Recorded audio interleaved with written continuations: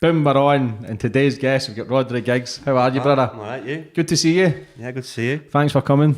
No, happy to be here. Yeah, good, man. You've got your own podcast as well, which we'll plug straight away. Yeah, well, it's been doing it for now about 4 or 5 years. Shoot the Defence, me, Stell, and Steve Ayres just joined, a well-known coach, and managed Rochdale, but a well-known coach with Manchester City for a long time. Yeah, you enjoying it? It's brilliant, love it, yeah. You're looking well. Yeah, I'm looking well, yeah. Had a nice shave, yeah. Yeah, try to look the part. For once. Yeah. So, obviously, your brother, superstar Ryan Giggs, for your life as well, you've also been in prison and all the shit that was always in the press 10 years ago with the affairs and shit. But I want to get a bit about you, and we'll go right back to the start, where you grew up and how it all began.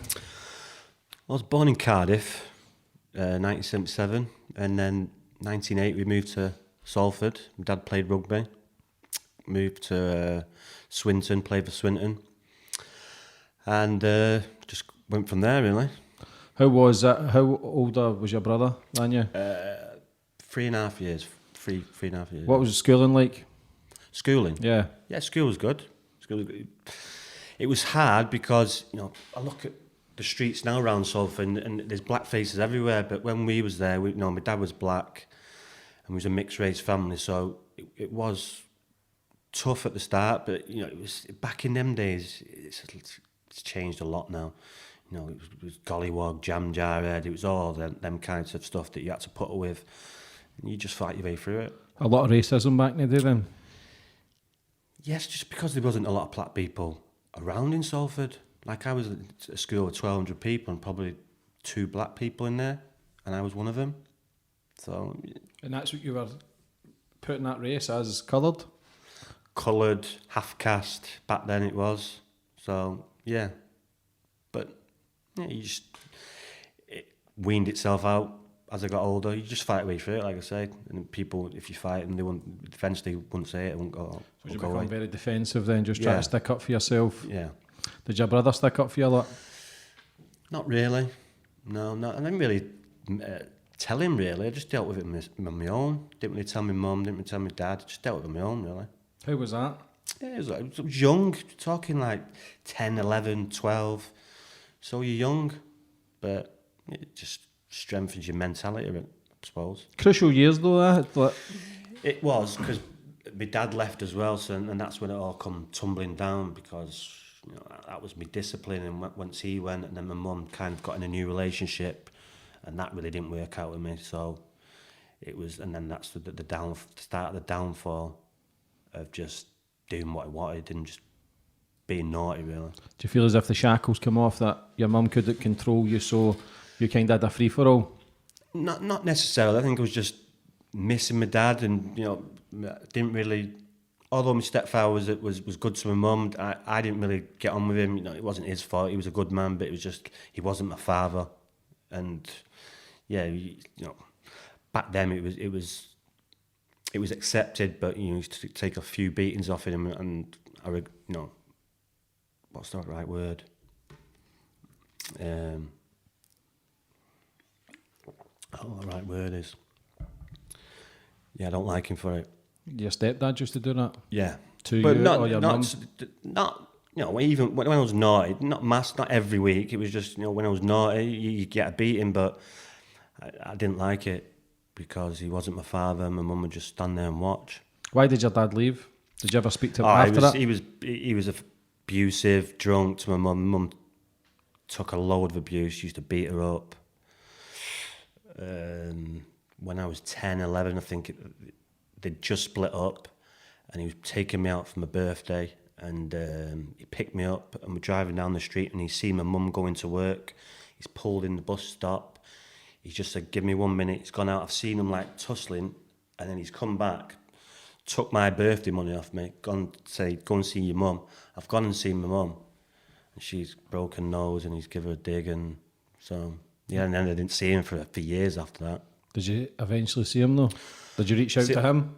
Probably about 5-6 years ago. Just recently? Yeah. The first time? Yeah. How was that? Yeah, it was all right. Weird, Right. strange. It was. Spoke to him little bits, but not massively. He sent me a letter when I was in prison, which was a bit too late. But no, he's like apologised. You know, it's like 25 years I didn't speak to him. So, How was it for you then, being 14, 15, when your brother then was playing for Man United? Did that become a lot more pressure on you, being you felt as if you wanted to achieve yeah, well, that level? your name doesn't become Rodri, then it becomes Ryan Giggs' brother. Yeah. And that just went on for years. So you just come to deal with it. But at the start of it, you're excited, you're happy for him, you're buzzing. You know, it was more of a dream for me to see him play football than it was for me to play football. Because you look at the old photos, man, every photo you're in, you look so happy when you're together. You look the happiest, as if you're proud. You're the proud big brother. Yeah, I always have been. That's why I've followed him and stuck up for him the whole of my life. It's just, that's what you did, and that's what you do. Did you ever feel like the outsider from a young age? Yeah, a little bit. Was that what made you rebel? Kind of like I was my dad's child and Ryan was my mum's child. I think that's the way it was, and you know that's the way it carried on. And yeah, Difficult then?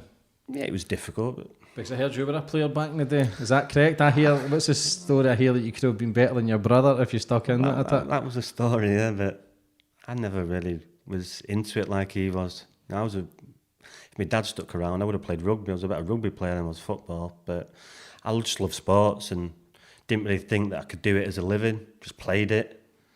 And then that's when I got expelled from school. What for? Just a number of things, really. It was just a accumulation of things in the end. And then I was about 15, coming up to 16, and Torquay got in contact saying, will you go on trial? So, but before I went, my mum says, well, what are you going to do? I says, I don't know. She says, well, you're going to have to get a job. I said, what do you mean? She says, well, you're not in school, you're going to have to get a job. Fucking hell. Fuck that. So I went to Torquay thought it's lovely here. Beach, beautiful, it's hot. And yeah, just ended up playing there and they signed me for a 2-year contract, well, apprenticeship. How was that? Yeah, I loved it. What happened? Well, the story was that I was nicking kit. Well, this was the story. Is it Front true, page of the papers, Yeah. I was nicking kit, but that wasn't the story. The story was, I was at Diggs first of all, and obviously I was coming in late and stuff like that, so they moved me to the chairman's daughter and husband and their family. So we used to go to the chairman's house for Sunday dinner and stuff like that. And I've ended up going there, and he used to have a big fucking wallet. He used to have loads of money in it. So I've tended to take £500 out, and I've given it to my roommate, and I've told a couple of lads, and then that lad got caught dipping. When we was when there's first team matches, the apprentices had to give the cups and teas for the half time. So they go into the away change rooms. But one of the players was dipping in the players' fucking pockets, and he got caught. So to get him off that, he told him what I'd done, and then I was the same. When I played with Hibs at 16, we used to sell Happy Hibbies, I think they were called, at half time. But me and another boy used to get another book. So when people were buying another ticket, we used to take the tickets out the other book and put them in the bucket, but they would never win. So we're making maybe 30, 40 quid and I get it. But somebody, I think the other boy stuck me in. I think he was caught and stuck me in because I ended up getting loaned out straight away and then ended up getting released. But that it's funny that though, that always try to cut corners. But I was coming on because all between like 12 from 11 to 15, I probably hadn't played a lot of football where I was playing every day. And by the time I was 16, I was playing in the first team matches, so I was coming on. How old? 16? 16. And then I started coming on, and then all that happened, and then that was it. I didn't kick a football for 2 years. Career ended. Well, supposedly they asked me back, but I never got told that. I got told that a few years later, but my mum didn't tell me, or she obviously didn't want me to go back. But if I did go back there, they would have earned a lot of money because I wouldn't have let them down again like that. I would have made sure that was... Did you feel like a failure at a very young age after that? I just felt like I'd let them down because they was good to me, Torquay. Mike Bates and the chairman, Paul Crompton, Donald Reardon, they were all good to me there, and it was one of the fewer things that I regret I don't regret many things, but that's one of the top of the list. But you're only a kid as well. Like, it's do or die back in that age. But when I come back, it's front page, Manchester Evening News, Sun, front page and everything. So I'm had to deal with all that crap as well. So you have to deal with that. Every time I got in trouble, I'd put a step out of line, it was front page. Or if I turn up in court, there'd be cameras. Now, I'm not going to want to put my head down. They'd go, Roger, I go, fuck off. And they'd just be in the papers, and I look like a right fucking dick. If I looked seen it, and I were like, what the fuck is him? I'm like, fuck off. Yeah. But is that because all the pressure as well, because your brother was flying high? Or were you just thinking, fuck it? I just didn't give a fuck. Yeah. Do you regret that then? Yeah. What happened with your life after football? Well, after I come back, then I was messing about, and then... You drinking, drugs?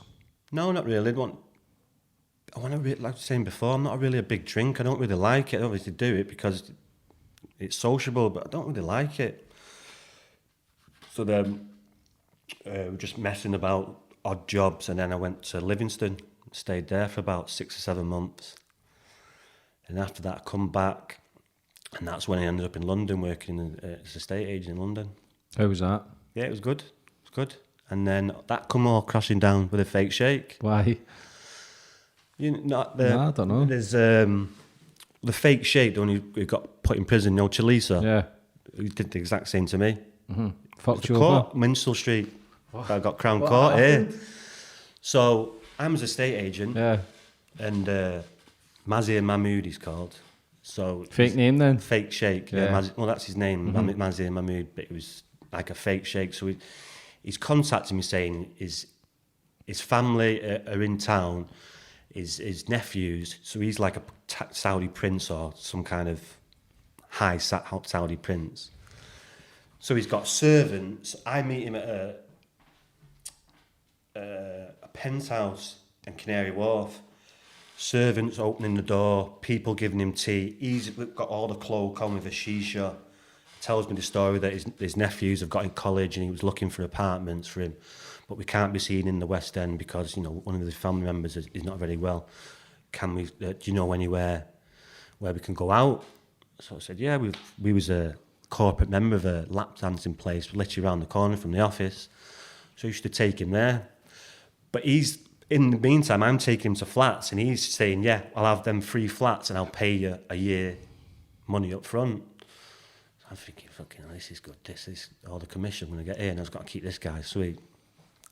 So when we're going into his lap dancing every night, he keeps asking me for drugs. I said, I'm not from round here. I don't really know anyone. If I really wanted to, I probably could have, but I'm going out my way for drugs. I don't really know anyone. And he kept on badgering me. This is going on for 3 or 4 weeks. I said, I don't know anyone.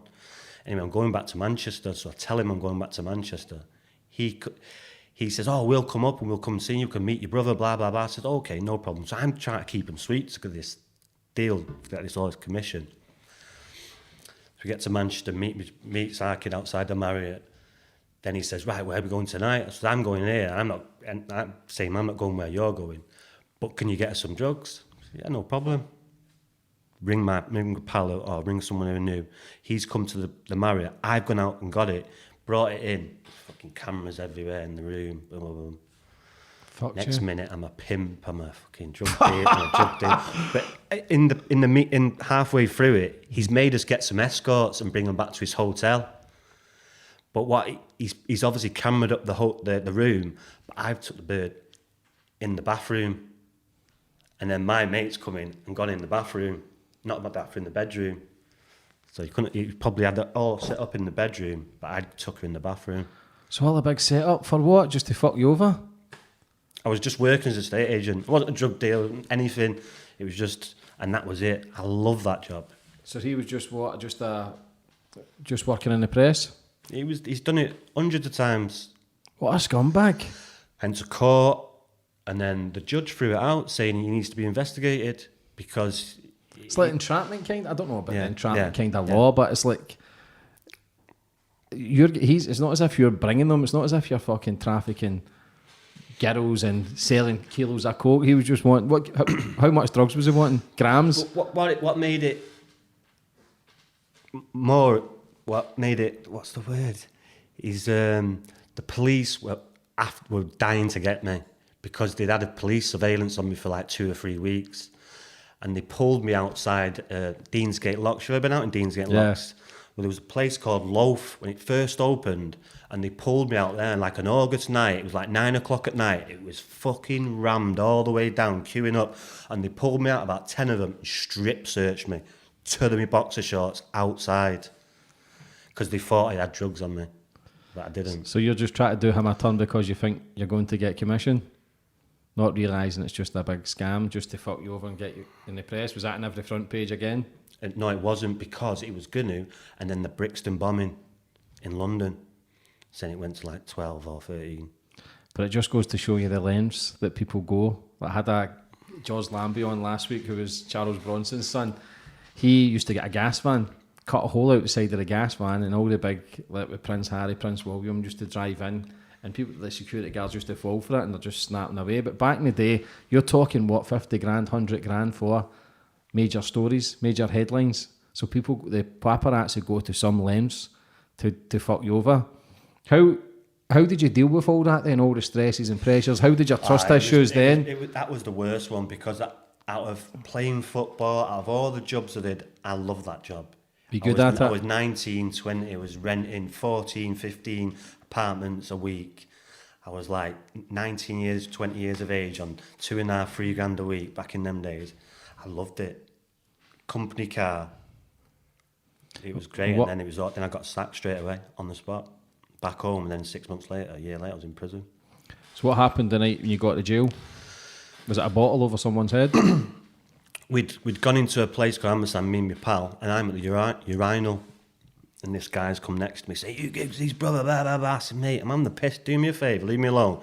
Anyway, he's blah, blah. So I've walked out, gone to the other side of the club where my pal is. He's come over again, blah, blah, blah, blah.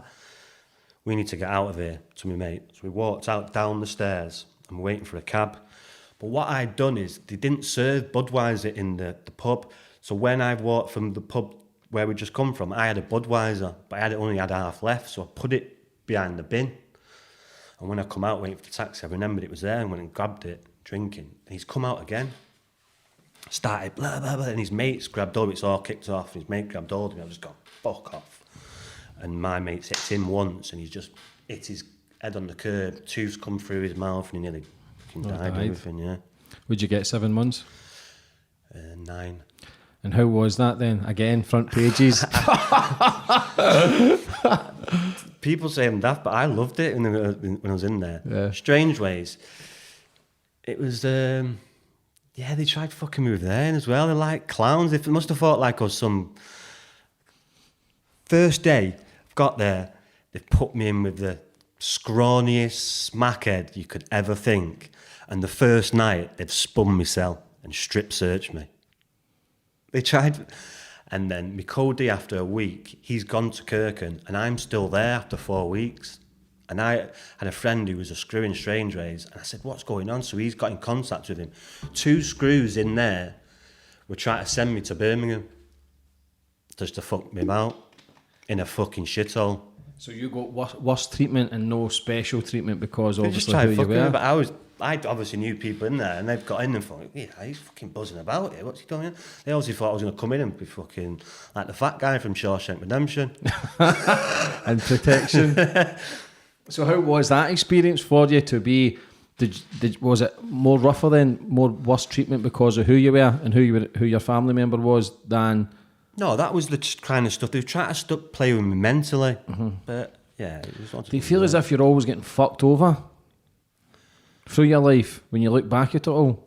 You feel I probably don't look at it like that, but probably yeah. I don't really go deep into it like that, but if you think about it, probably yeah. So how does that affect you mentally? It makes you stronger. What about friends and that? Did you have the same friends going through life, or were you constantly chopping and changing? Well, since the affair that all come out, there's many people I've not even probably spoken to, Why is associated with, just because I'm not trustworthy, just don't trust them. Were you very trustworthy back in the day though, like going into prison Didn't really and stuff? think about it. I'm very wary what I tell people anyway. So Were you obviously people get media trained when they've got like high. Yeah, I didn't. Did you not have any of that shit? No, Did no. any family members ever say, "Look, man, rein it in," or did you just constantly think it's not that you're a bad guy? It's just you do daft shit like his all like myself. Like It's like the daft stuff that I was. It's like when I was in London. The daft stuff I got arrested for was like a girl. When I broke up with, she'd been with Ryan once, so that was a story in the Sun. I bedded the two Gigsies, so I've gone up to her house and threw a hammer through a window. No shit stuff like that. Pissed one night in my mate's car, and I've heard blue sirens, so I've jumped out the car.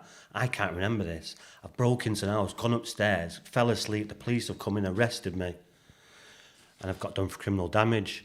You know, all stuff like that, all stuff when I'm drinking and stuff like that. So just. so, this was another girl. So then I went to London, like I said, I went to London. I hadn't been in trouble for 2 years, and I'm driving my friend home, and the police pull me, and I jump out the car. What the fuck are you pulling me for? Because I think I'm illegal, I'm in a company car. But I had outstanding warrants from the community service and probation that I just fucked off. So the copper, I'll never forget his face, he comes back, he comes out the car, and he's like that, laughing, shaking his head. I said, what? He says, you're going to wish you didn't fucking do that. I says, why? He says, you've got an arrest warrant with a no bail. So what the fuck does that mean? He says, you're getting arrested now and you're getting took to Manchester in the morning. Oh. So we get taken to Manchester, get to Salford Courts at 1:30. Get to the courts.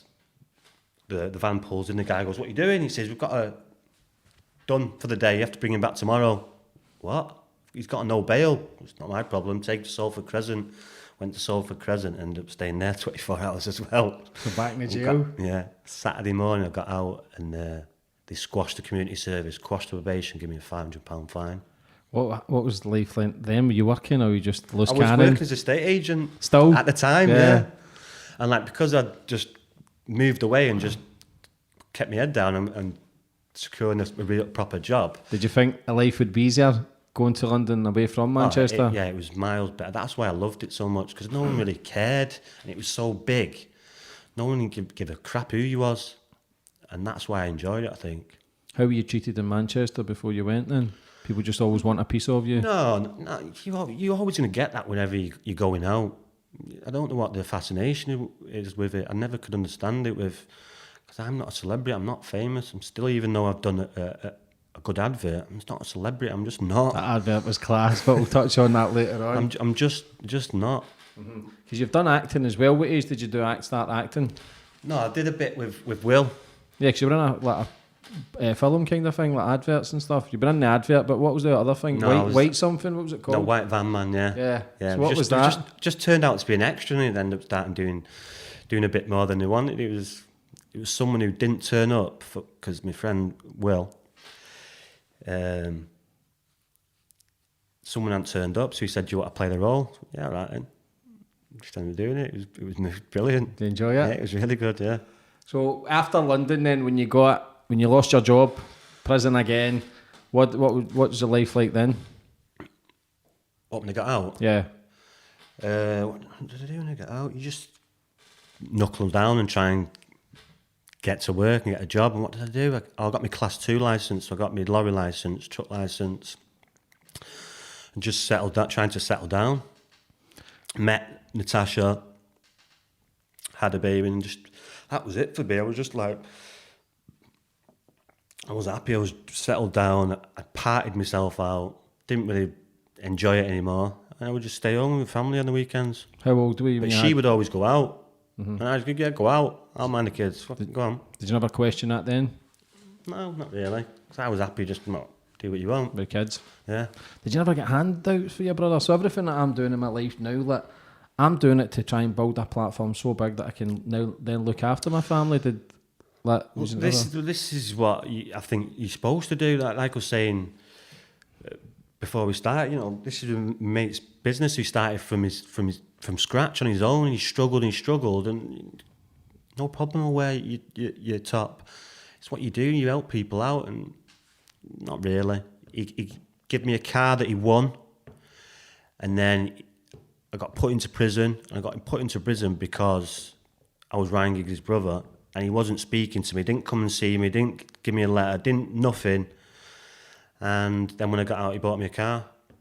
Is that disheartening for you? Knowing, but you can understand from you look at all the shit that Man United players actually done. Ferguson must have been that good. That he was that good a manager that everything was hush hush. It's only now that certain things come out in the paper and you go, wait a minute, they ain't all fucking just like they ain't all just squeaky clean. There's more shit happens in the big teams than they do anywhere else. It just gets hid better. Did you find that? Did you think that well, he was protected? He was told, yeah, of course. He was protected. You know, Ferguson was like a father figure to him. Mm-hmm. He was his substitute father, and you know he was scared of him and never wanted him to let him down. But he protected him a lot because a lot of the press was scared of Ferguson. They were. Yeah, he's proper. Yeah, So he was no messing about. proper, Yeah. Like, do you think if you had somebody like Ferguson's status as a manager, you could have potentially went a good way, 100%. like that a father that figure, kind of role person, model? Because he was a great person. He wasn't only just a manager. You know, he knew everyone's names, not the young kids. He was still is a great man. But yeah, he was, and that to be schooled and to be, for him to take you under the wing, it must have been a big help for him. Yeah, but can you understand as well that your brother might not have? He might have been told, "Let's stay back from the prisons," or "Don't do that," because I understand that. But if that was me, I'd be saying, "Fuck off, he's my brother." Yeah, It's straight up.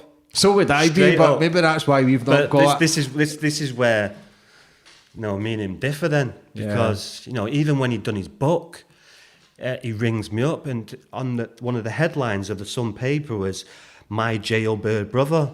And he rings me up saying, "Oh, I apologise." So this is you.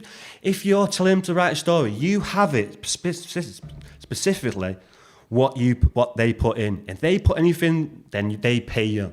But he didn't. They just let him run riot. But, you can't speak to the press. You can't do that. But it's all right for you to promote your book through the Sun, Using your name. Did you go to many games? I used to go home and away for years. So you, The amount of scraps I've nearly got in games as well, because he wasn't always great. He used to have some bad times, and the fans were used to be giving it him, and I used to be umpteen times. I don't know how many scraps he used to get in. It was be a nightmare because you would be right behind me. "Oh, fucking Giggs, he wanked the Welsh cunt," and be like, "Fucking hell, this guy don't shut up." I'd always get him behind me. that's a test for you though, because I know you're easy led. Mate, shut the fuck. After about 60 minutes, like, shut the fuck up. How was family life in that then at the start with the missus and the kids? Was it great, or did you know something was amiss, or were you in denial? Probably, yeah. Because, my instinct's good, and my instinct said this isn't right from the start, but I just went against it. Why? I don't know. Maybe because she looked good. Do you think it's because you were broken with your dad leaving as well? The pain of accepting that there's going to be another broken relationship, because shit goes deep. Oh yeah, that's why I tried to keep it together, because I wanted to, but it just was untenable. Just in my head, I'm thinking I can't do this. Was there telltale signs though? Yeah. Like what? Oh, there was times when years before, she was in Marbella, and John Oyster played for Reading. Another guy was filming her while he was doing something. There was loads, and there was murmurs about that, but you just put it back to the back of your mind, just ignore it. And it doesn't help that she only did it because I'd been in Marbella a couple of months before, and a bird had been telling her, "Oh, your boyfriend's been out here doing this and that." So she just went, "Fuck it." Where'd you? No. You seem as if, like, I was listening to the stuff yesterday, and obviously I knew you were coming on, and it's fucking sad, mate, that what you've actually went through. I don't think you get the credit for actually pushing through and actually still being here, because it's not just, listen, we all fuck up. I've made many mistakes. I've fucked married women. I've fucked friends, girlfriends, once, drunken, fucked, partying, whatever. But to carry something on for 8 years is fucking terrible. It's barbaric, basically, to do it and not just doing it with having an affair, but doing it to your brother. Do you know what I mean? When somebody's trying to act squeaky clean, so it can be difficult. So I don't know what you've actually went through to still be here telling the tale. It must be fucking difficult. Never really, that stuff like that's never really crossed my mind because of my journey of my life. It's strengthened me mentally as I've gone on. Yes, it was difficult times, but you have people, you probably couldn't have done it without Will Mellor, my friend Daniel, without them, especially when it first happened, when I went to Will's and with his wife Michelle and his family, it was such like a sanctuary for me. And it was just, Will's been like a brother for me for like 20, 25 years now. So, and I've got a good friend, Daniel, who's a strong friend. So you need them strong people, but family-wise, there was nothing. So when that came out, your missus fucked off to Marbella? Yeah. Max Clifford. She sold the story? Max Clifford. So she never even gave you the heads up. The No. woman's been fucking you around for 8 years with your brother. She sold the story, fucked off to Spain, and you have to read that in the paper. A mum brought the paper at 6 o'clock in the morning.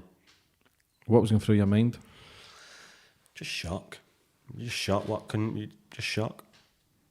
It took probably about 4 or 5 years to properly get over. This is why I wouldn't talk about it but now I talk about it probably mostly just to annoy people because it keeps on coming up. This kid, he had 8 years to think about the consequences and repercussions. Well, he's fucking woken someone up that he didn't want to wake up because I was quiet, I was settled down, and I just do things now just to piss people off, and there's nothing you can do about it. But to do that is like to have all that money, to have all that fame, you could be getting any bird. You could be doing what the fuck you're doing. You could be getting hookers up to your room and telling them to fuck off. But to do that to your fucking blood, to do that to your brother, and I'm sorry to disrespect your kid's mum, but both of them are wrongings for doing that, brother. Do you know what I mean? 6 months pregnant. And while you're still sleeping with him. And then the weekend after we come back and get married, he's married. Yeah, so it just went on and on. Have you spoke to Ryan's missus? Because she must have went through a tough time as well. Is it Stacey? Yeah, but she probably... No, she stuck it out as long as she could. Let's be right. She stuck it out as long as she could because the amount of shit she had to put up with. And I didn't really get on with her. Didn't really dislike her, just didn't really get on with her, but no one's deserves to be put through shit like that. No one. So she stuck it out as long as she could, and I'm glad she's happy now. Max, I don't really know Max too well, but he's a really nice lad. He comes from good stock, so I'm glad she's happy. Yeah, that's the main thing. So what was your life like once it all broke out? How was it to be around the kids and stuff and try and keep the pieces together? And try and keep yourself together. That's the only thing I concentrate on. That's the only thing I concentrate on now. That's the only thing that's on my mind is you've got 3 children. That's the only thing that I worry about. And the sad thing is, he's never apologised. Not really. That's fucking sad, man. I've not really seen any of them, I was like, probably seen them twice in 10 years. But that will still break your heart because what I can see with you is the sensitivity as well. That you would, there's no matter what's happened, I believe that you would try and put all the pieces together just to have a family home. Why? But they obviously think I'm that bad. I'm not that bad. Don't beat up women. Don't cheat on people. Don't do that shit anymore. I'm a grown man. Because your brother was in the papers again, was it last year? For, I don't know if he was fighting with his missus, but you called him O.J. Simpson. Yeah, that was just... You know what? It was tongue in cheek, but when I thought about it, I thought, you know what? This isn't a subject he should be fucking joking about and messing about with. So I deleted it, and I wish I'd never done it. But that was only because we say, well, he's murdered someone. Oh, I'm dealing with facts. He didn't get done for murder. He got off with it. But he was a football player who beat up women. Do you think there's a lot of more stuff gets swept under the carpet? No comment. So going through all that then when it all came out, because obviously with your missus prancing about and Big Brother and stuff, and it must be so difficult because it's not just a normal affair for someone. Your stuff is worldwide press, so every time you walk along the street or go out the boozers, do you feel as if people were looking at you, talking about you? Yes, but you've got to realise I've been dealing with this now for 30 years, so it's just like water for ducks back. And what would you have done if you'd seen him a couple of weeks after it? Don't know. Difficult one, isn't it? Yeah. And now your mum still not If I'd spoke. seen him walking on the street, I would have run him over. Yeah. No doubt about it. And your mum still not spoke to you since. No. So why are you getting the blame? As if you've done something wrong? Supposedly talk to the press, I do this, I tell stories. It's all crap. The amount of people that I know, it's just crap. So they believe whatever they want to believe. I think it really goes deeper from, I'm my dad's kid and she's his. How's it looking back at it all, bringing back? Does it not feel as if it was still yesterday for you? Or have you kind of, because it's the same shit no matter if you're doing interviews, people are always still going to talk about it. Do you know what I mean? Yeah, Even but being here, how does that, Yeah, how do you think about it? I don't really anymore. I don't really think about it. I think about it now because we're having a chat about it, but I'll go out, I can put things in a box and just leave it there. Obviously people think, well, yeah, but you're going to have to deal with stuff. I have dealt with it, but now it's in a box and I can put it away. Do you miss all the family? It's been that long now, no. You've kind of blocked it all out. Yeah. Got three kids to worry about. They've not even met my 6-year-old son, and not seen my 14-year-old son for, he's going to have to put up with this same shit because he has a surname same as me. That's all it is. They see gigs because there's no gigs he's about. It's only our name. So you're obviously related to him, and he's going to have to put up with the same shit. Many kids have you got? 3. How do you protect your kids from this? Because when they go to Well, you just got to school them as best you can. You're going to get idiots trying to wind you up. If you let them wind you up, then that's what they want, and they've won. You've just got to keep on drilling that down to them. My daughter, she's 20, 21. She's got a different name, so she's kind of gets away with it. So, but my 2 boys, they're going to have to deal with it. your Mrs. Is it Natasha? She was in the papers 4 years ago saying that she would have you back, or she's working to get you back. Was that bullshit? No. We have a good relationship now. Good. We have a good relationship. She's got a 14-year-old son who plays off each other, so we can't be fucking messing about.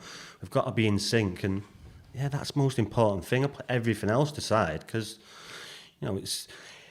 you've got to try and stop it affecting them as much as possible.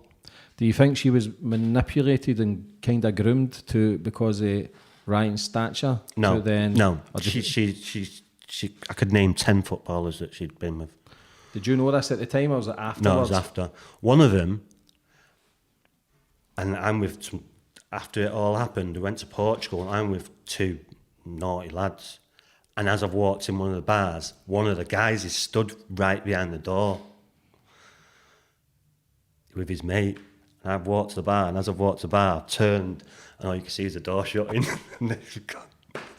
That's nuts. That was Phil Bardsley. What was that? So that was true. It was what about Dwight York, Phil Bardsley? Knew about Dwight, Phil Bardsley, Danny. You go on and on.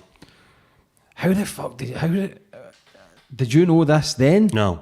But after that, No.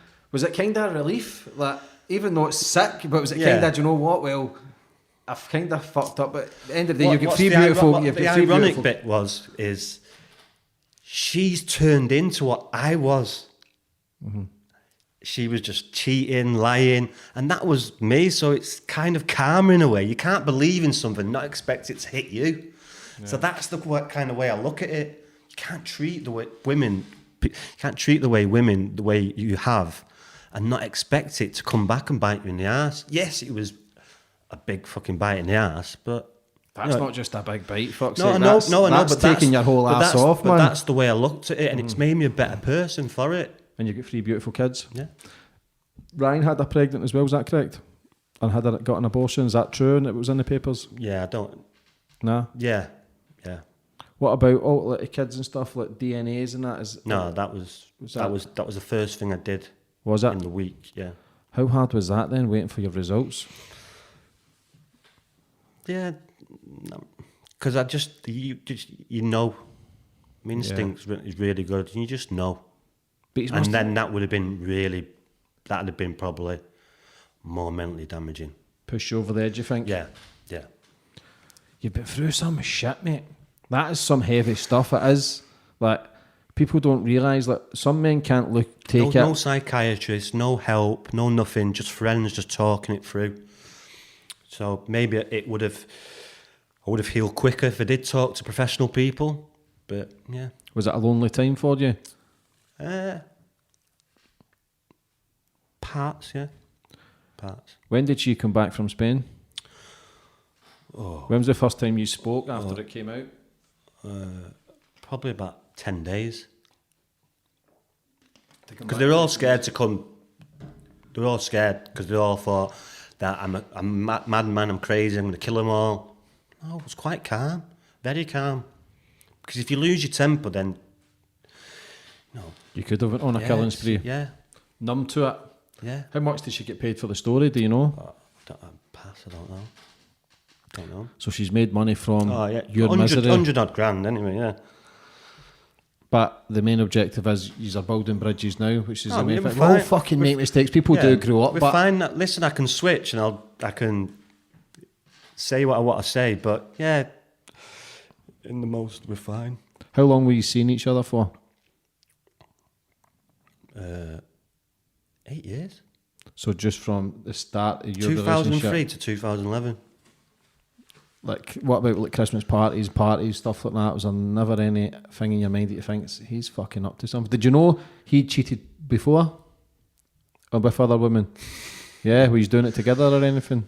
Well, this is what I used to thought that he had good friends, but yeah, not really now, because the amount of stuff that. But then the ironic thing is about that is all his friends would do it as well. But the most ironic thing about that, their girlfriends would do it as well, because I went out with one of their girlfriends who was in their crowd, so I know what both sides do. So they're all at it. That's fucking nuts. Remember the old programme Footballers' Wives? They're all at it. They're just all at fucking it. each other. This place in Worsley, this is why I don't drink now or socialise anymore. Everyone's shagging everyone. And you could be your mate, but you don't tell him because it's warped. It's warped. That's fucking Yeah, it's wrong. rats. I'm thinking, what am I doing in You this? look at John Terry, what he done with Wayne Bridge as well. Do you know what I mean? It's sad. It's a sad state of affairs that can happen, but it just shows you actually what goes on behind closed doors. I got one of his mates saying, Ryan, what are you doing? This is your kid's wife. What are you doing? But no, come in my house. Yeah, I'll have an house for you to do whatever you want to do. It's fucking sad that the fact that she was pregnant and how the fuck can you do that to your brother? I don't get it. Listen, I was a bit of a boy back in the day, but I had some fucking morals. I'd like to think. Like, I done a lot of bad shit, but I've done bad stuff. that's some sick, fetish, fucking degrading. It's just a very, very selfish person. Is he a lonely man? Well, he must be. He must be. I'm quite comfortable in my own skin, in my own company. This is why it's been no problem in lockdown for me. But yeah, people like that have always need to have people around them and pamper them, and yeah, it's always stuff like that's never been for me. To get put up on a pedestal, like people. He deserved to be in a pedestal because his career world-class speaks for player, itself. yeah. But The medals. no one gives a shit about that anymore because we live in a negative world. No what people want to talk about is a negative shit. So he's done that, not me. He's ruined his legacy, not me, by fucking doing what he did. He's got the best career in the world. He's absolute world-class footballer. But no one will remember that, unfortunately. What hurt you the most out of all that? All of it. Yeah. All of it, yeah. Were you ever suicidal? No. Too strong for that? Just, you got kids, stuff. Yeah. That's what all thinks about. Any negative thing. Oh, wait a minute. Why would I put more shit on my kids? How am I fucking fucked from my childhood?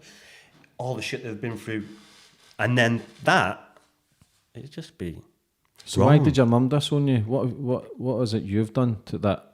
Everybody's kind of neglected I sell you. stories, I do this, I do that. I can't be trusted. It's all crap, it's all lies. Prove it. How would you feel if your mum phoned you just now? Great, see my kids if you want. Yes. I'm not interested So anymore. you're I'm not really happy? interested. The Not really doors are open for her. Yeah, I don't really care. I'm not really thinking about it. I've got 3 children to concentrate on. Yeah. And you've done that, which Yeah. is the main thing. Yeah. Fuck, to keep your shit together, mate, honestly. I've not, like, fair play, and it must be difficult to even bring it back up and bring back a lot of emotions and memories. So this is what I mean. It doesn't anymore because after it took 5 years. Like 5 years to get over. What did you do in that 5 years? Did you ever get back with Natasha? Did you ever... We tried. We went to Cyprus, to Paphos, but it was just mentally. I was like, nah, I can't do this. Too many thoughts can't going do through it, your just head. can't do Did it, she ever get help? I'm not sure. Do you know what I mean? That she sure. must have to do all that shit as well, man. That must be difficult. That'll play back in her mind as she gets older. Oh, I know she probably regrets it now because she was young and daft, and people make daft mistakes. But How old is she? when it was happening, probably 21, So she's a very young girl. 22. Seeing someone playing for Manchester United, it is a massive turn on, no matter who it is, no matter who you're married to, but you've still got to have more respect and more morals for yourself, and especially your man. Were you married? Engaged? Married in 2010. The year before it came out? Yeah. Who was your And best she man? said to me, she went, Will Miller. So she said, when she got married, she went to see a clairvoyant, and she said, you'd be divorced within the year. I need to see that clairvoyant. She was bang on. That's fucked up, Rodri. That is fucked up, mate. I don't know how you've managed to pull it all together. And on it, I genuinely don't, mate. Like, to have that all over the press and world news, and it's fucking nuts, mate. Well, the Paddy Power stuff helped. The advert, Yeah. listen, we'll touch on the advert because the advert's funny as fuck. That's not even revenge. It's not even. It's a dig, but it's taking a dig at myself as well. Yeah, it's a light dig because it's funny. It is funny as fuck. How did that idea come about? You know what? They asked me in late 2018. I'm thinking, I don't know. And I've seen an interview with Ricky Gervais. He said, and it was this Afterlife was coming up. He said, literally, you can, make comedy into anything. I thought, you know what? He's right. And I spoke to Will, and he said, well, if it's decent, if it's written well, if it's done. And then, yeah. It was written brilliantly, talking about Director loyalty. was brilliant. Everyone was brilliant on it. I couldn't have done it without him. And yet you get more shit for doing that as if you were doing something wrong. People You know need what? to waken the fuck up and You know realise what you've went through. When it come out, there was very, very little negativity I got. Because I'm big on Twitter, on Instagram. Very, very little negative. You're going to get one or two. But that was it. And I was really surprised when you're seeing, like, on YouTube, it's like 5 million, 6 million. I'm like, fucking hell. Yeah. Then it's banned. And then Paddy Power, like, banned, great. They don't give a fuck. They do not care. So was it a good reaction then at the start? Yeah. How did it start? But I've only seen positive messages from it. Yeah. How was it sitting on like GMTV and all the breakfast shows? Do you feel as if they I don't like stuff like they that. scrutinise? Yeah. It's just... Pick and plod? Do you feel No, as it's if you just- get uncomfortable? It's just life. It's just not for me. Stuff like that. It's just not. You do it because you know it's part of the gig, but yeah, I don't really. When did you get your story across the first time? Straight away, or was it years later? No, it was. I spoke to my family and they said, "No, don't do anything. We'll build bridges. We'll sort it out. Blah blah this, blah blah that." And for a year, I didn't hear nothing. And then she went in Celebrity Big Brother, and then just went How was that for you? weird. Do you think that's what She's she not- craved I though? said to her, I said, don't, you open yourself up here, don't. But she wanted the money. And then, yeah. Do you think part of Natasha Klein wanted fame? Yes, but then when she's seen it and thought, nah, no thanks. It's not for fucked me." up, it's Yeah, bullshit. No. Do you think you could have been a stepping stone, you getting used to then get into other circles? Well, I've always been wary of that all through my life, and then I've obviously get with her and probably got the worst person I could ever can get with. Why the fuck were you so blinded, I even know, though I know, you're so on I the know, ball as well? I know. It was my instinct was telling me, this is wrong, get out of it, for years, and I just ignored it. Like my friends, like even though it's sad, you would still give someone the heads up. Like everybody knows something. There's always secrets. Secrets never get held for very long. There's always somebody slips up, maybe drunk, or tells a loved one, and then it's like Chinese whispers. Well, about 4 years in, I had a conversation with Mum saying, you sleep, and she assured me that he wasn't. What gave you the inkling that he was? We split up, and it was we was out in Manchester, and I was supposed to meet her, and United had just won the league, and she wasn't turning up. But I wasn't speaking to our kid at the time, so what she thinks I wouldn't turn up to the, because every time they won the league, they'd have a party in the living room. No living room, Deansgate. Yeah. So they'd have a party in there. So she thought, because I'm not speaking to him, he won't come here. I just fucking turned up, straight in, and when she turned around, she was like, and then Do you think I smashed the phone when I seen messages, but the messages were off him. But I didn't know they were off him. I just seen the messages and smashed the phone. What were they saying? I can't remember saying I'll meet you somewhere. I'll meet or where. I can't really remember the details. But even though this was going on for that 8 years, was he still looking you in the eye? Were you still having like a brotherhood and still doing stuff? On and off, yeah, but playing golf and stuff. He was like, yeah, I've heard you got in the buggy together. I've heard you got a new bird. Yeah. Just banged last week. Yeah. Sleek it though, very sleek it. Do you think he was maybe telling her stuff that you were doing, even though you weren't as well, to fuck with her head? And he was saying to her, what is he doing? Where's he getting this money from? Where's he doing this? And they all think I'm a drug dealer and selling drugs. Never sold drugs in my life. Just wheeling and dealed. He was jealous when she was pregnant with your kid. Pardon? Your missus said that Ryan was jealous that she was pregnant with your kid. Probably. Why, man? Fucking why? Fucking weird. That's nuts. Weird. It's fucking annoying me. Like, when I was watching the video, it was, man, because it's fucking sad. Like, that ain't normal. That ain't normal for a man to be doing that for so fucking long. When you've got with people like this, when from a young age, they're giving everything and no one really says no to them, and so they get pampered, they get spoiled. So spoiled kids, they think they can just have everything without any consequences. Yeah. It's nuts, man. Like, was it other football players? But you see it with people, they get too big for the station and think they can do whatever they want. Mm-hmm. Not realising who they're breaking and down, destroying. You always come down. Yeah, because it's just the ripple effect then. It's like, listen, it takes two to tango. Both to blame. But to run it over 8 years and the misery that's caused, even 10 years later, that there's got to be some remorse. Surely a fucking letter to say, look, I'd fucked up, I'm a bit older now, we've got kids, we're going to have grandkids in the future. Like, family's everything to me. Everything I do is to get my family out and make better life for them. Like, I'm not making much just now, but I know I will. But I know when I do, I'll look after the people who worked with me. Like, if you're earning, like, I see it all the time, like footballers and their dads are fucking homeless and their brothers are struggling or their sisters are penniless. I'm thinking, why? Fucking lend a hand no matter what they've done, man. Where's your fucking soul? Do you know what I mean? It's fucked up, man. Like, maybe that's why we haven't got because we're so fucking soft. Do you know what I mean? But like you said before, before we come on air, you know, even though I've earned money and I've got money now, and you've earned a little bit of money, it still doesn't make you. You're still searching for stuff to make you really, really happy. You know, that money's for your kids and for you to build a house for them, and so they don't have to struggle or they don't get thrown out when they're young. If they do get thrown out, they've got their own house. So yeah, it's. So how have you built your life then the last 10 years? Do you feel as if when it was totally destroyed, how have you managed to try and put some pieces together? It was just the struggle at the first. I moved away and I got a house with a friend, and then I ended up getting a house with Cy Heaton, who was friends with Ricky Hatton, and they would go out every night drinking, because they were like drinkers. So they would go out and I'd be like, oh, come on then. But it wasn't for me. They go out, they have a good drink and they have a good time. I can't do it night and night, day after day.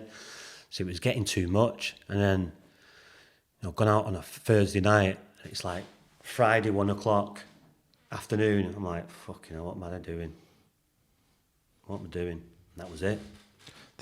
Did drink make you worse? Problems 100 times worse? Well, I've never been arrested sober. That tells you something then, doesn't it? That's right. Yeah, it's just tell it a lie. I got a caution from when all that shit come out, and she was opening a mail, and she wouldn't let me in the house, and a car was parked outside, so I just fucking walked to her car and she went, fuck off with one of my wing mirrors, walked to the other one and went, fuck off with the other one.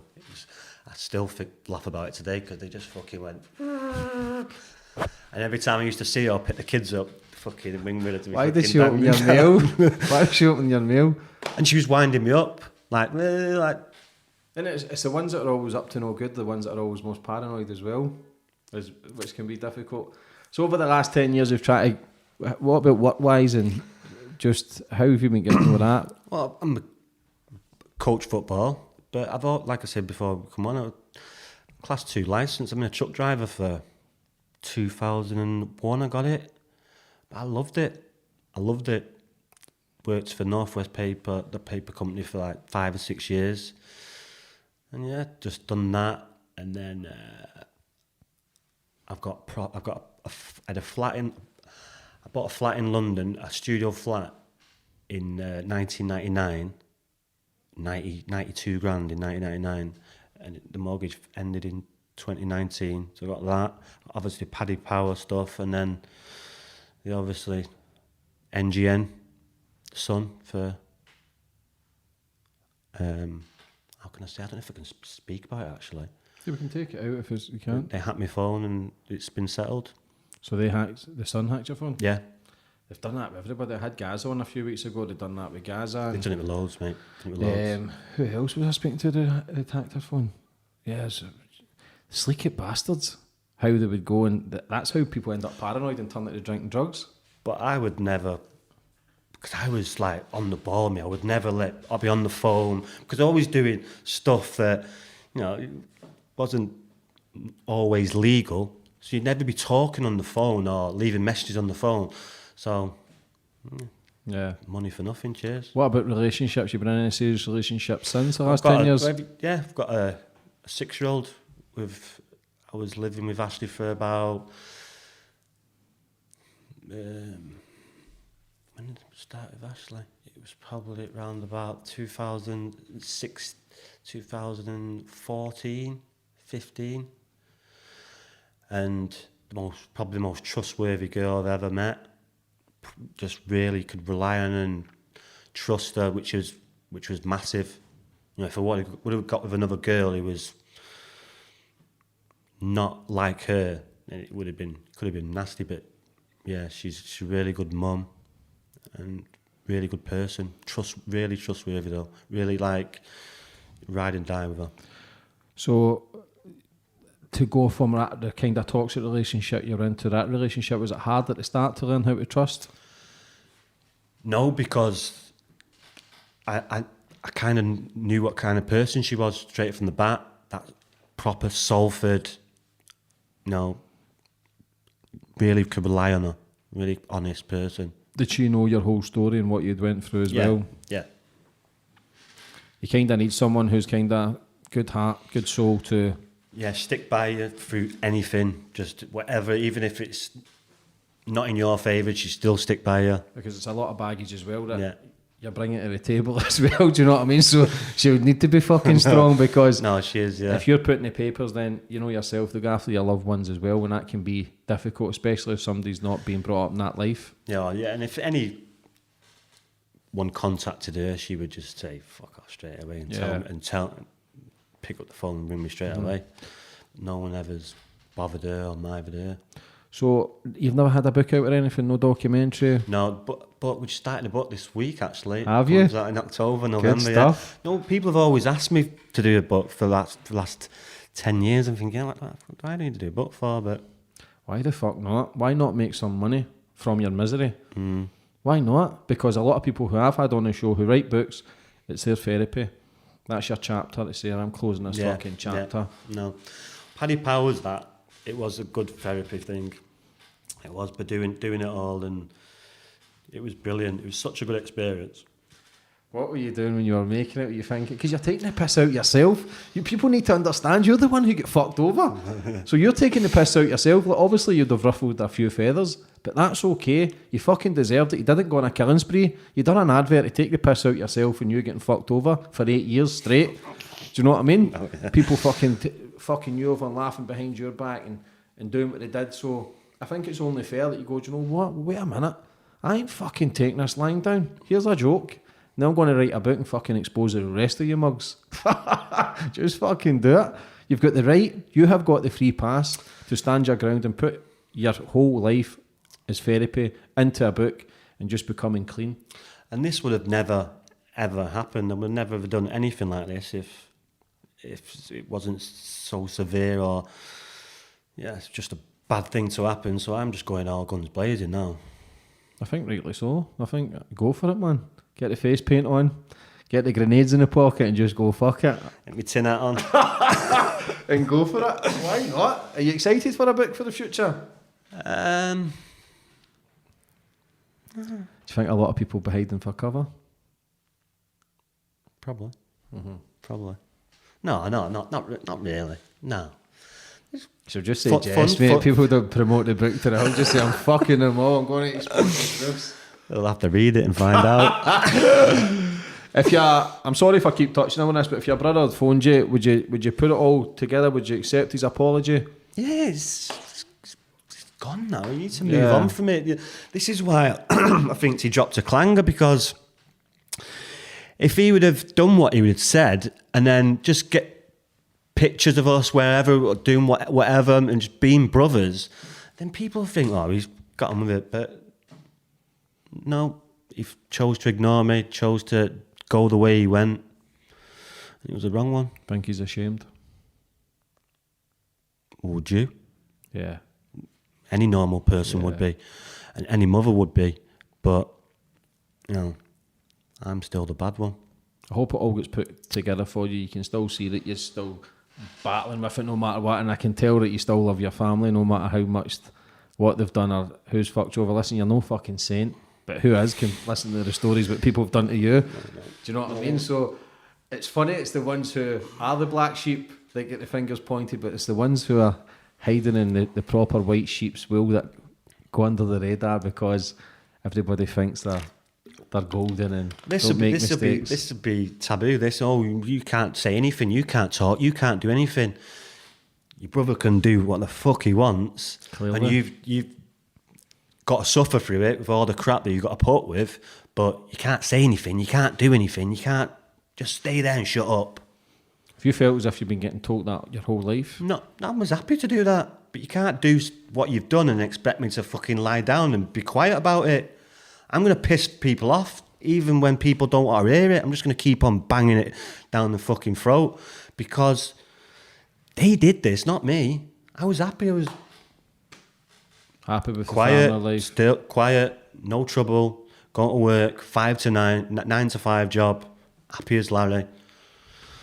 Did Natasha say sorry to you? Yeah. Yeah. Yeah. She seemed to have been, like I say, young girl, man, made her mistakes. It fucking is what it is, isn't it? Do you know what I mean? But At the end of the day, she's still mother to my child. exactly. So you've got to kind of respect her for that way. Your kid love her, so it is what it is. You just kind of got to move on. She had a son to a previous relationship too, and I had a good relationship with him, and that was just ruined. You know, I come into his life when he was like 2, and then he was like 10, 11 when all this shit happened. So, and I built quite a good relationship with him, and that was just totally gone. And then, you know, he goes to school and he gets him bits of money. He's come out the other end now. He's got a good plumbing job and he's doing well for himself. But yeah. So it doesn't just, this is what people need to understand, it ain't just affecting you, it affects a whole fucking line of people through for years to come, because people are always going to talk about it now, 20 years, 30 years, you will get immune to it, you will get stronger to it when it's just water off a duck's back, but I still think people still feel the wrath of you, what you can bring to the table to really put it into, everybody else has made money from it, so why the fuck can't you? Do you know what I mean? You're the one that had to suffer. Yeah. Do you know what I mean? So going forward for the future, brother, what's the plans? We've got the book and production just now. What else we got? Just getting back to coaching, really, you know, because we've been in lockdown and stuff. Just get back out there and, yeah, coaching, doing stuff that you love to do, and do the properties as well, and hire me Bitcoin in a minute and stuff like that, me crypto. So Yeah, and about that just now. So that's quite good, and yeah, just see what happens. Are you excited for the future? Yeah, Yeah, I'm like you. I've got a new dog. I've got to go like that every time I finish. I'm not no hands. It's a nightmare. Absolutely. I've got a beagle. He's a nightmare. Just chews everything. Yeah, they're fucking nuts. Every little noise, he's like, fucking. I'm like, I've got to walk around like that. Yeah. Is that your first dog? Yeah. That they put a smile on your face. Like if I could have just a dog, a house full of dogs, and no fucking humans, mate, I'd be happy because everybody's got problems, everybody's got issues. No matter who you are, no matter what football team you play for, no matter if you're no money. Well, I say it all the time, but everybody's battling at some degree. Your brother will be battling, Natasha will be battling, you're battling, your new missus will be. Everybody's battling some sort of. We deal with our problems and worries through external things, whether that's sex, whether it's drugs or alcohol or violence. We deal with stuff. We're all fucking confused. Nobody knows what the fuck's going on this planet. Like, I question it. Like I said, then I'm doing a 6-week documentary just now. I've created one of the biggest podcasts on the planet. I travel the world making my own documentaries, but I wasn't happy. Everything that I created over the last 3 years, I thought I'd be fulfilled. I thought this is what make me happy, but looking at it all, it's all fucking bullshit. Like, it's not really, it's irrelevant when you're not really working within. So the new 6-week documentary, no social media, which I found a massive. I do that anyway. Come off it. Boxing Day, I come off it for 3 weeks. New Year's, all that crap. Just come off it. Yeah, because it affects Twitter. I don't so much because Twitter's just full of weirdos anyway. So, but Instagram is just fake, and it's just too much sometimes. It's like fuck off. Yeah, to look at that is difficult because as soon as you wake up, you're looking at other people's lives. You're looking at a fake screen. You're looking at an illusion. So you're not in reality anymore. I want to come back. I want to take a couple of steps back and really get into a program where I'm doing everything within. So no social media. I'm doing meditation every day, yoga every day, exercise every day, cold water exposure every day. And I've went vegan. There's two flips of the coin with that, but I just want to try it and see how it is and if I can vegan. That's no fish, nothing. So, but in Manchester today, and I went a wee shop with like bean rice and a lot of chickpeas. Yeah. So listen, I'm struggling, but I'm doing it. Nick's got his chicken curry, and I'm just not rubbing it in. But do you know what? I'm feeling good from it. I think people need. A lot of people are struggling.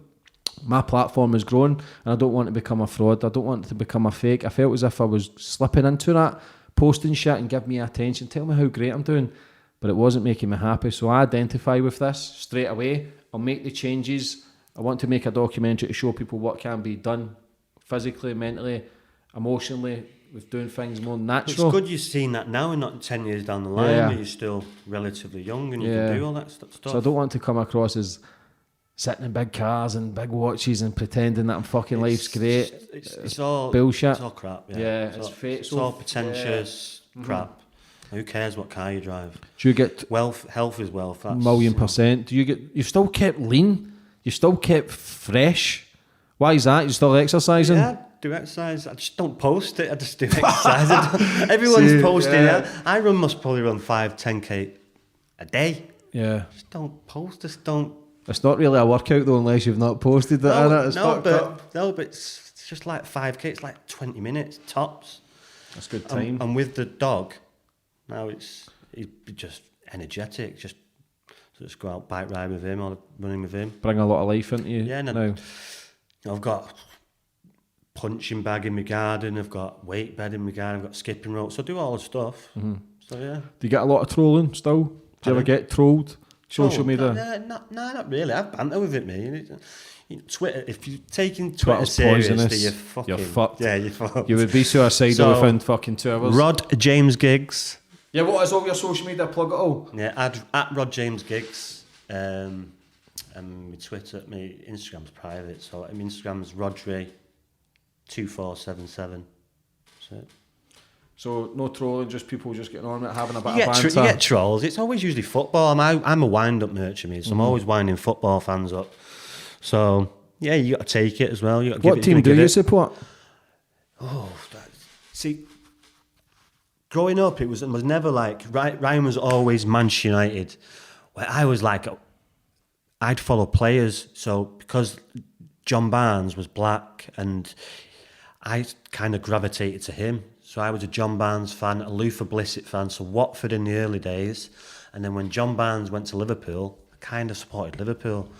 But obviously when Ryan started playing for United, and you learn the history and all the things that go round with it, you just can't help but fall in love with it. Because even though it's probably the biggest club in the world, it still is a massive family club. Yeah. Within the training ground, the club, the people, that it still is a family club. And yeah, learning the history and obviously the rides of the cups that they win and being at Barcelona, the 99 year, I probably missed 1 or 2 games. I went every single game. Getting all the tickets on nothing though. Yeah.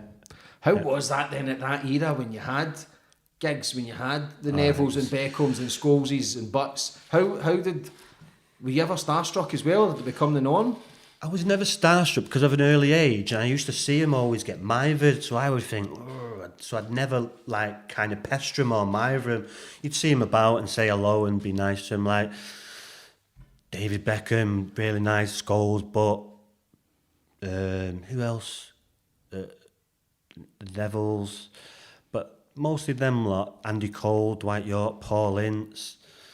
So you kind of get friendly with them, but you never really pester them because they always get pestered and mithered, but really nice lads. David Beckham was, the shit that he put up with, and he was, just didn't change.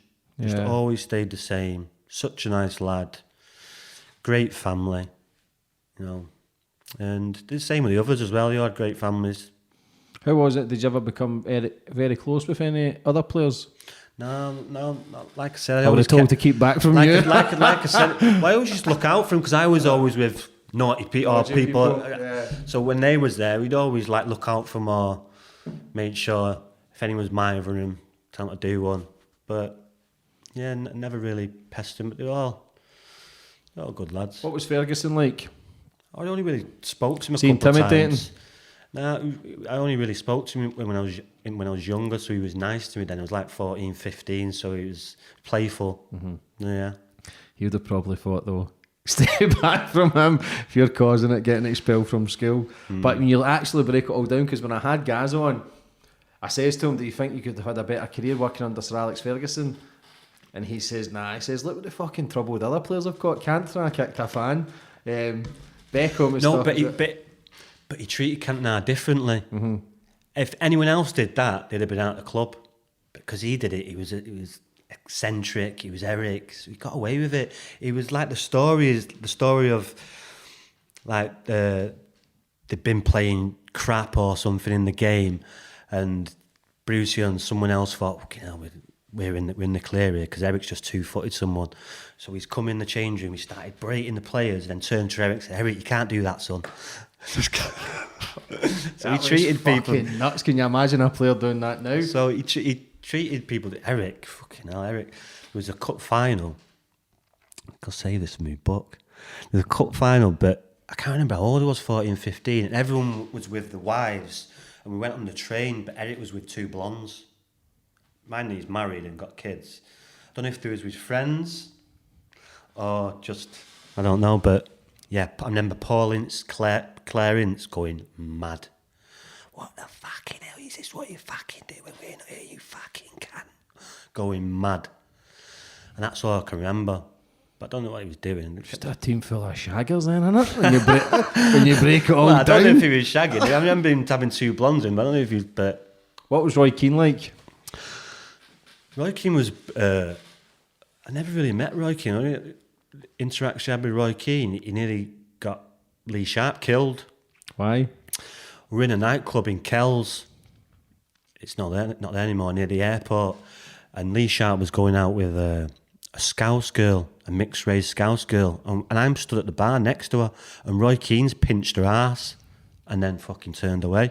And she started going sick at me. So after about 2 minutes, I went, fuck this, you better get her to shut up or you're getting a dig to Sharpie. And then that's when Keane was going, oh, psycho, calm down. Fucking, you're getting me in trouble, you, mate. Was he as ruthless as they say? But he was a drinker, but he doesn't drink anymore. Mm-hmm. He was a heavy drinker, but yeah, he doesn't drink anymore. Was there much drinking going on from the professionals, or did Ferguson really put a stop to that? Because everybody seemed so clean cut back No, then. but they were drinking. But Ryan was, he would drink on a Saturday. But if they had like a Champions League game or a midweek game, yeah, they wouldn't. Yeah. Well, they wouldn't. Ryan wouldn't. Anyway. The sacrifices that the players must put in as well, even though they do what they do, but to get to that elite level, the fucking sacrifices that they do, it's massive. Unbelievable. Yeah, it's Like, massive. I remember the Premiership being from then when it was Man U on top. I remember those days. Like I missed that Premiership. So even like Arsenal had Henry and you had Vieira and It was great matches because they were a real tough. good side. Yeah. Aston Villa, the semi-final, when he scored that goal, you could see me on the treble video. I stiff arm a Stewart and just run straight onto the pitch. And I'm one of the first ones to jump on top of him. You can actually see it in the treble video. Stone Island, cap on. You must have, even though the shit that you went through the last 10 years, you must have had a lot of great memories though. Oh, yeah, brilliant. Do you know what Brilliant. I mean? Then the 90s and even the first time when they won the Premier League, the Blackburn game when he scored a free kick from 25 yards. They'd not won it for 20 odd years. Old Trafford was buzzing, but yeah, it was some great memories. But the Home and away. The European Cup, were you there at the Bayern Munich game? Every single game. Bayern Munich game, I was on the floor. We scored the first goal, and we were still celebrating. We're on the floor. We've got a corner, and we're trying to get up, and it's gone in. We're just going, everyone's going fucking mad. It was brilliant. Yeah. That's got to be one of the best games ever. But then the Liverpool game as well was good. The Juventus one. European Cup final for Liverpool. That's the two best cup finals I've ever seen. Yeah. When Liverpool come back, and then what was the Juventus game? Was that the Roy Juventus Keane? Where Roy Keane scored just before half time. But every time United score, we'd celebrate and then realise because the Italians were pissing in bottles, rocks, and just throwing them at us and everything. People coming up the fucking stairs with blood and everything. It was crazy. The Italian fans don't fuck about. They were pissing in bottles and just fucking throwing them down because we were at the bottom tier. It was a nightmare. Did you get any private treatment? Family members, friends? Not abroad. The police would times they battered families. They were bad, the police, foreign police, Italy, Portugal, Spain, really bad. Who's the best player you've ever seen?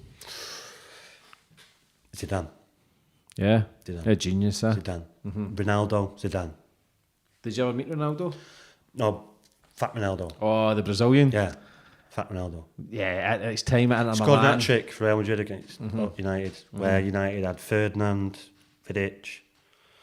I know Barthez was him, so... Who's the best player you ever seen at United? Scholes. Scholesy? Scholes. What a player.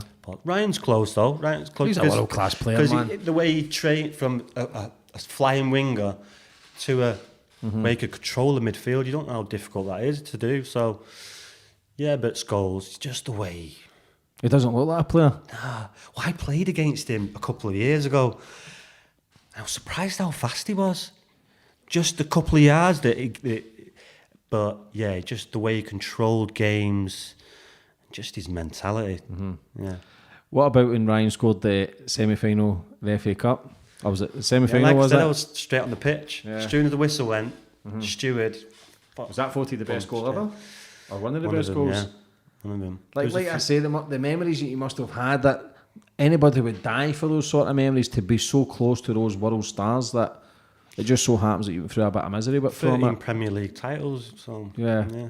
How was that then, being on top and just kind of... It was brilliant. It was brilliant. The away games were so good, such a good atmosphere, and they were a tidy firm back in them days. So, and I was mixing with him, which was not a great idea.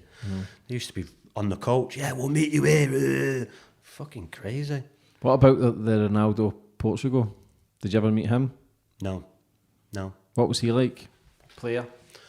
Oh, brilliant when he first come. Remember when they played a pre-season game and he tore John O'Shea a new arsehole and they just got him from that, yeah. Was there any grievances in the players? Because I had Andy Gorham on, who played for Rangers, and he came to Man U, and Roy Keane did not speak a word to him for 3 months because obviously the Celtic Rangers thing. Was there any like that mixed with the Man U players? Was anybody hate each other? Roy Keane, Teddy Sheringham. Hated each Teddy other? Sheringham, Andy Cole, didn't talk. That's mad though. When you think about Terry Sheringham and Solskjaer, how when they used to come on as subs, That's what I know Man U from, is when getting beat 1-0 and they never die. Didn't talk. attitude. Andy Cole, he'd done something with Andy Cole, and Andy Cole never forgetting. And Coley just didn't, nothing. Still could play with him though. Didn't affect him. It's mad though, isn't it? Yeah. Like, no bonds. No. But you get that sometimes in football. I've not got really played football for 20 years. I haven't got really many friends. You're just there to. I was there to play football and win football matches. Weren't I? Make friends. Did you get any medals yourself? Have you got any? Yeah, we played for FC United. Played for won cups and stuff. But I couldn't tell you where they are. How far do you want to go with the coaching stuff? Do you think you can take it to a higher level? Yeah. Well, I think I'd rather work with 16, 18-year-olds. That's where I'd be best. Yeah. Because it's, that's what I've done before. Identifying, if they're good enough to move on, or is someone holding them back. I just feel comfortable, and I think I could help young lads. Try and not make the same mistakes you did at an early age, 16, 17, 18. Yeah. What do you want to be? Are you messing about, or you actually really concentrate and focus on football? I think that's good for people who's lived it, to had the world at their feet, to then could have went professional at a higher level, but to then fucking it and going, because it's scary. Any sort of sacrifice and consistency is very hard in life, because to give up drinking, to give up your friends, to give up everything, to then build a career is difficult. No matter what it is in life, it is difficult. But if you've lived it, if you've made the mistakes, you know what needs to be done to stay in the straight and narrow. You've surrounded yourself with winners as well. Plus, you've been close to probably one of the best youth teams that's ever come through, and you know what they went through, and what it took to get to that level, and what you've got to sacrifice to get to that level. You can't be messing about if you what. Did your dad never pop up when Ryan was going through superstardom? Yeah, he did, but just kind of brushed off. Do you ever think how hard it was for Ryan as well? I know we've given him a hard time a bit here, but how hard it was for him to get put into that spotlight when you see all these young kids, singers, actors, they get into superstardom, and the pressure, and it just changes them. Did he change as an individual at 17, 18? No. He more changed when he was 35, 36. No, I'm being serious. More confident, because he was not a confident person. He was not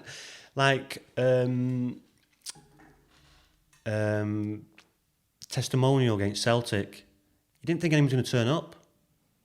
That's was his I don't know if 67,000 people there, but that was his mentality. I don't know if anyone's going to turn up. Sad to think that, a legend, man, for what he's done at the game, to still be playing at an older age as well, 20 odd years, to doing his craft at the top level is unbelievable. To stay with the one team as well, and to go on and kick on at Wales. That life is life, mate. We all fuck up. I really do hope that you can put the pieces together with the family in the future. You're a good guy, man. I genuinely mean that, and I'm looking forward to your book. Once it's out, we'll get you back on again. Would you like to finish up on anything? No. Your friend's clothing brand, how can we promote that? Yeah. But I was saying before that he started 2-3 years ago, but now he's going from strength to strength. So yeah, good on him, man. So we'll put the link in the description for people who want to buy the clothing brand. But for coming on today, brother, and telling your story, I thoroughly enjoyed it, and I genuinely mean that. For anybody watching, maybe at a young age, 14, 15, 16, that's maybe want to get their head down with a football player, what advice would you give for them? Work hard and concentrate. Eat well, sleep well. It's everything, all the details. If you really, really want to sacrifice and really want to be a footballer, it's not an easy job. You've got to sacrifice some stuff. Yeah. Rodri, brother, again, thank you. God bless. Cheers. You can also watch my podcast on my YouTube channel. The link is in the bio if you'd like to subscribe. You can follow me on my social media platforms to see who my next guest is. Follow me on Facebook at JamesEnglish11, Twitter, JamesEnglish0, Instagram, JamesEnglish2. You can also download these podcasts on iTunes or Spotify.